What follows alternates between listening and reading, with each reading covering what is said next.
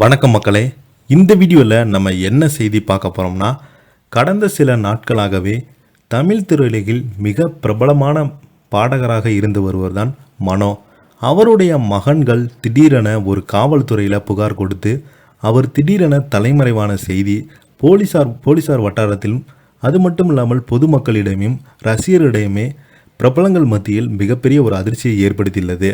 வாங்க, என்ன தகவல், மனோவினுடைய மகன்களை எதுக்கு தலைமறைவாகியிருக்காங்க, அவங்கள ஏன் போலீஸ்காரங்க தேடிட்டு வராங்கன்னு இந்த வீடியோவில் விரிவாக பார்க்கலாம்.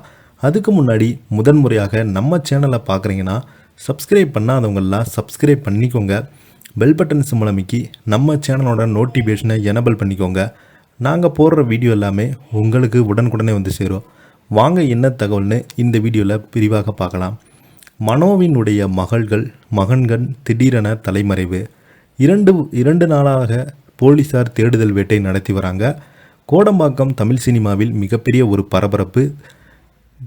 மிகப்பெரிய உச்சம் பின்னணி பாடகராக இருந்து வர மனோவுடைய பெயருக்கு களங்கம்.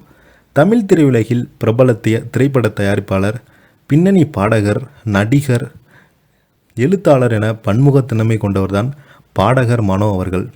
இவர் சென்னை வளசரவாக்கத்தில் உள்ள ஸ்ரீதேவி குப்பம் மெயின் ரோடு பகுதியில் வசித்து வருகிறார். அவருக்கு சாகிர் மற்றும் ரபிக் என 2 மகன்கள் இருக்காங்க.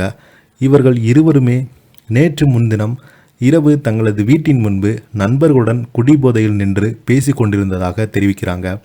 அந்த பகுதியில் கால்பந்து பயிற்சிக்கு வந்த இளைஞர்கள் மனோ வீட்டின் எதிரே உள்ள ஹோட்டலில் சாப்பிட்டு வீட்டுக்கு வேடிக்கை பார்த்தபடி நடந்து சென்றதாக தெரிகிறது.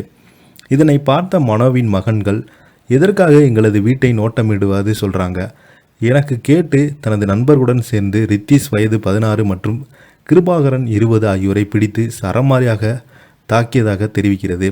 இது குறித்து பாதிக்கப்பட்டோர் இருவருமே கொடுத்த புகாரின் மீது போலீசார் மனோவின் மகன்களாக ரபிக், சகீர் மற்றும் அவரது நண்பர்கள் என 5 பேர் மீது ஆபாசமாக பேசுதல், தாக்குதல், கொலை மிரட்டல் உட்பட 3 பிரிவின் கீழ் வழக்கு பதிவு செய்திருக்காங்க. இதில் விக்னேஷ் அவருக்கு வயது 28, தர்மா ஆகியோர் 26 ஆகிய 2 பேரையுமே கைது செய்துள்ள போலீசார் தலைமறைவாக உள்ள மனோவின் 2 மகன்களை தேடி வராங்க. பாடகர் மனோவின் மகன்களை பிடிக்க வளசரவாக்கம் காவல் உதவி ஆய்வாளர்கள் ரவிச்சந்திரன் தலைமையில் தனிப்படை அமைக்கப்பட்டுள்ளது. அவர்களின் செல்போன் சிக்னலை வைத்து மனோவின் மகன்களை பிடிக்கும் முயற்சியில் ஈடுபட்டு வராங்க.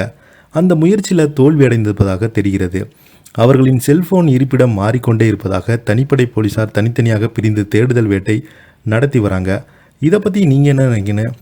கீழே உள்ள கமெண்ட் பாக்ஸில் மறக்காமல் பதிவிடுங்க. இந்த வீடியோ உங்களுக்கு பிடிச்சிருந்தால் லைக் பண்ணுங்கள், ஷேர் பண்ணுங்கள். நன்றி, வணக்கம்.